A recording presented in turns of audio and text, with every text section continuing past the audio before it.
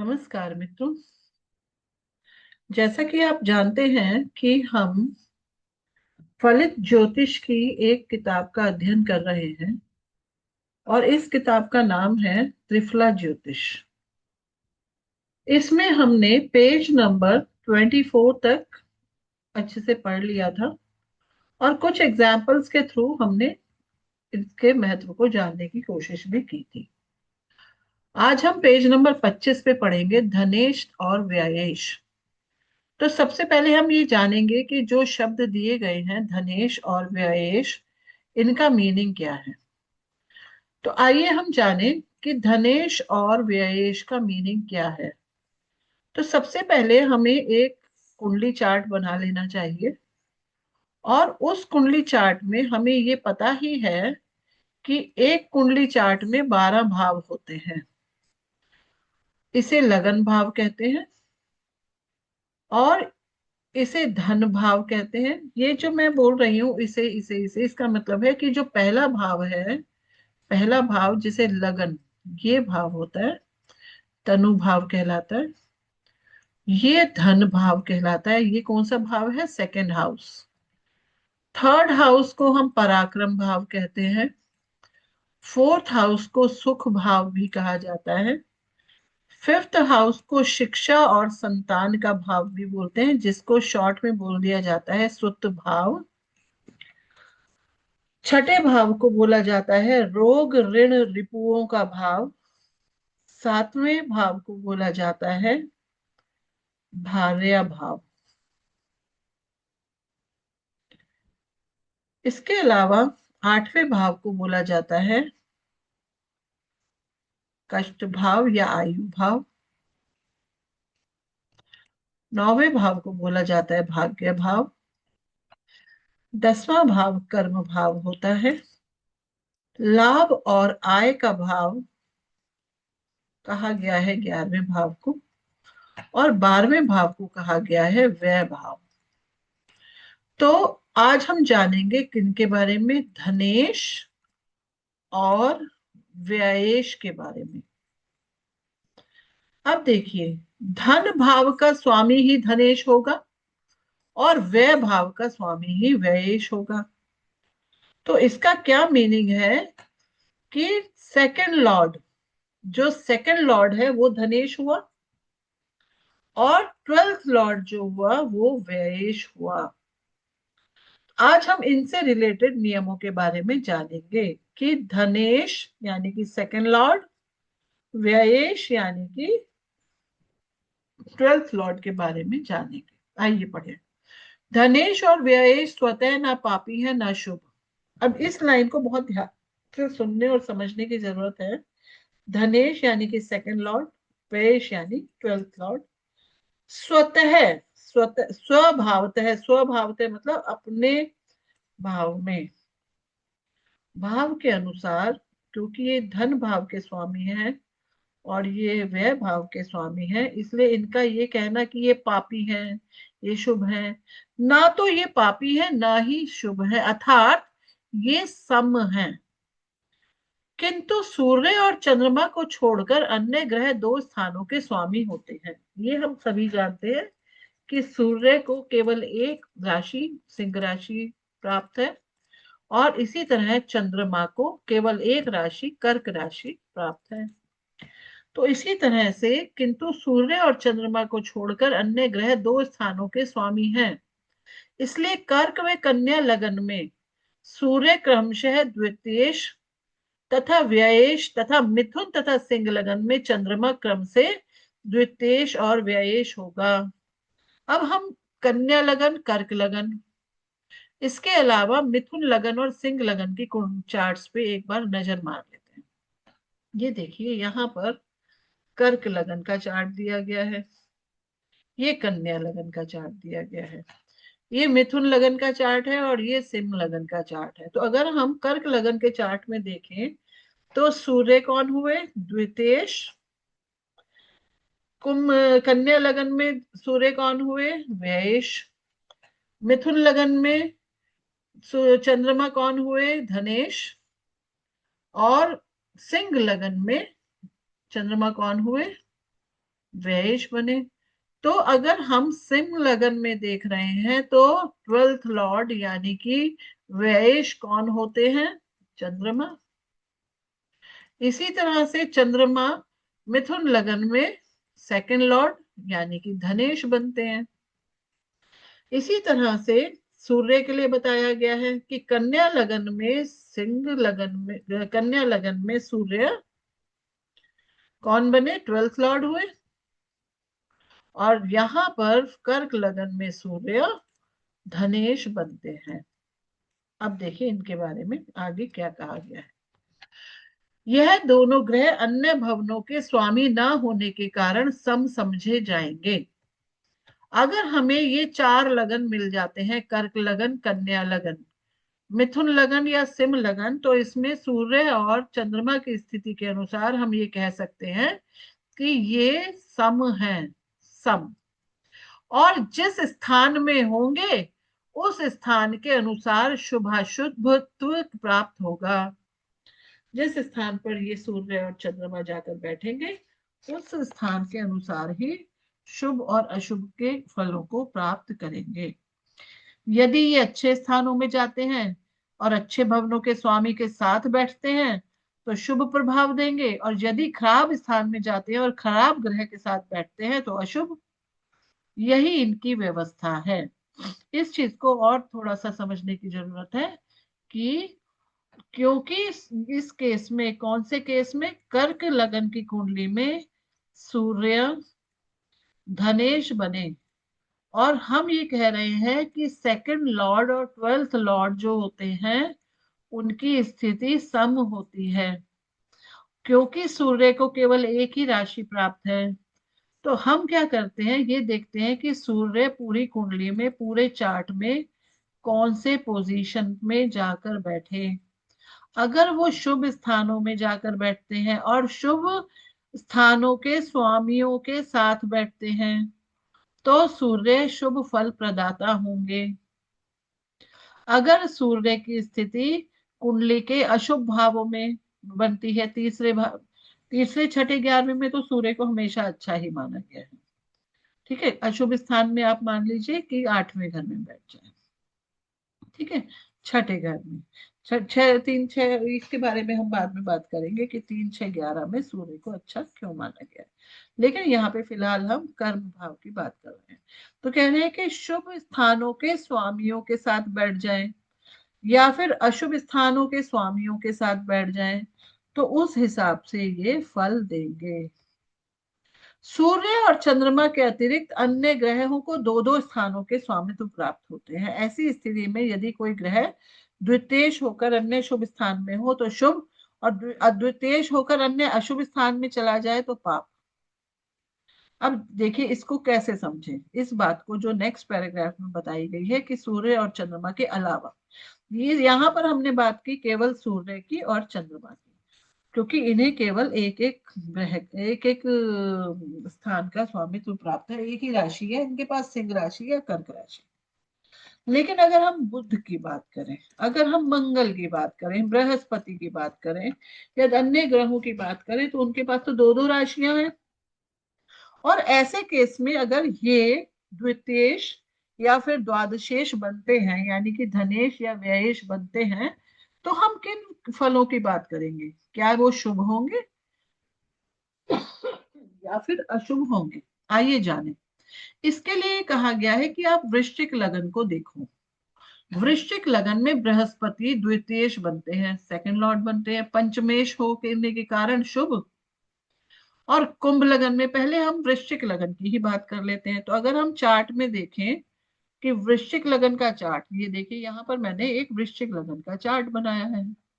इस चार्ट में हमने देखा कि बृहस्पति पंचमेश है और साथ में द्वितीयेश भी है, यानी कि धनेश भी है और साथ में पंचमेश भी है। ठीक है, तो यहां धनेश होने के कारण तो इनकी स्थिति सम हो गई और पंचमेश होने के कारण शुभ हो गई। तो एक एक इनको लॉर्डशिप मिली सम स्थान की और दूसरी लॉर्डशिप मिली इन्हें शुभ स्थान की। अतः ये कहा जा सकता है कि वृश्चिक लगन में बृहस्पति की स्थिति क्या है, शुभ है। इसी तरह से कुंभ लगन में देखिए, कुंभ लगन में बृहस्पति को देखिए, यहां पर ये धनेश भी है और एकादशेश भी है, धनेश और लाभेश है यहाँ पर। हमेशा ये कहा जाता है कि 11th हाउस की जो लॉर्डशिप होती है वो अशुभ होती है। ठीक है, तो यहाँ पर धनेश होने के कारण बृहस्पति सम हो गए, लेकिन 11th लॉर्ड होने के कारण अशुभ हो गए। तो क्या कहा जाएगा बृहस्पति के लिए?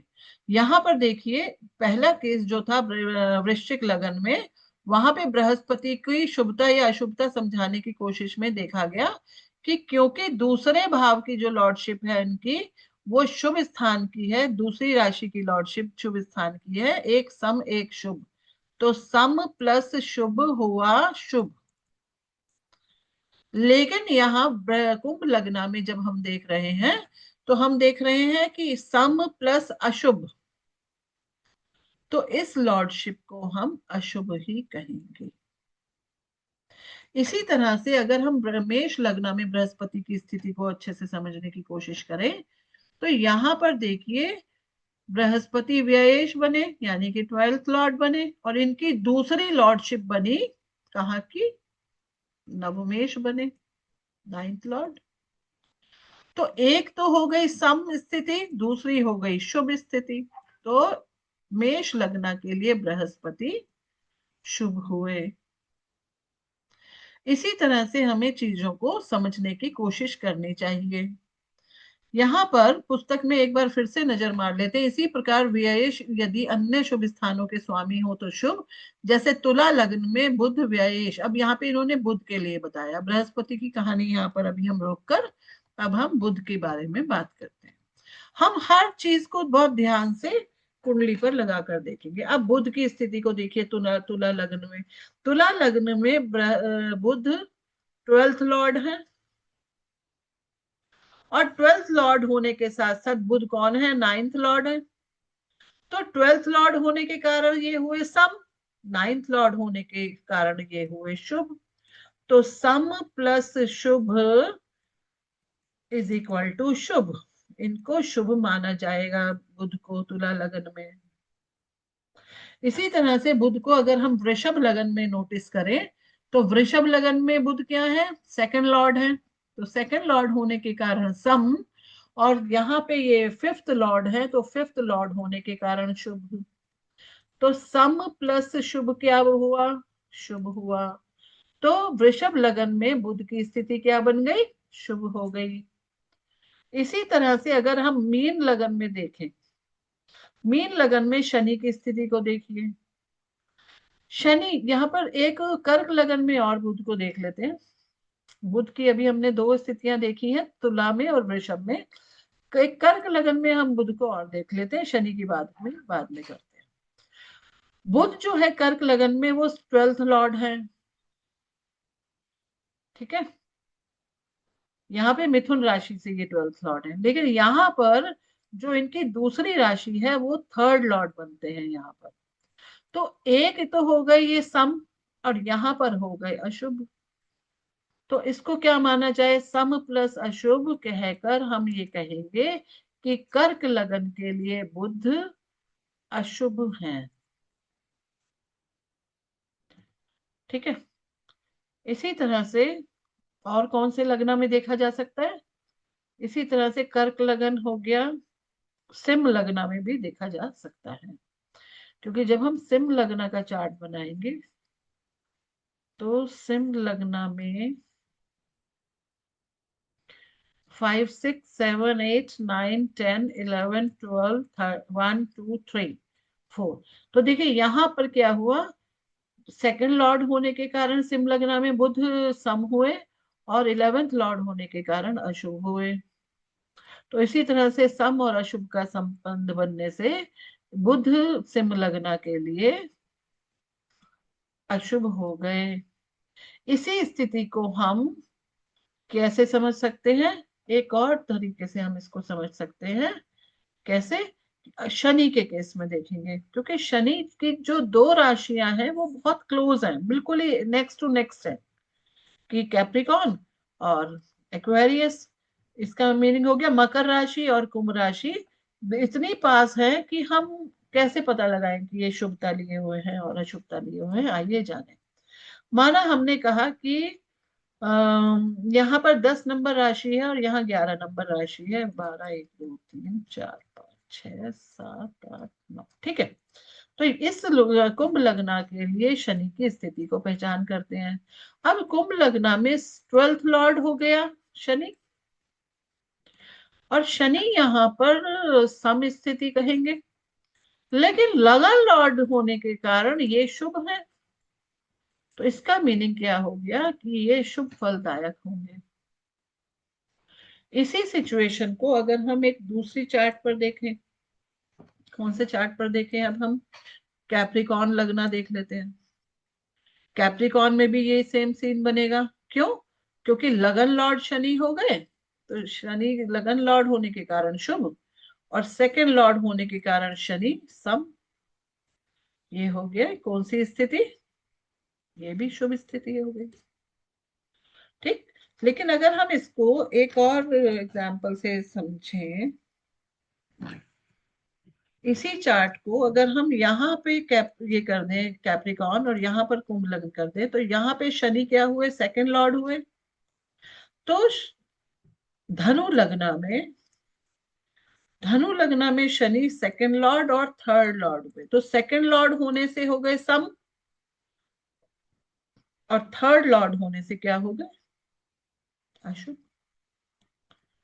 तो सम और अशुभ हमेशा अशुभ बनेगा। इसी सिचुएशन को अगर हम और किसी भावों पर देखें,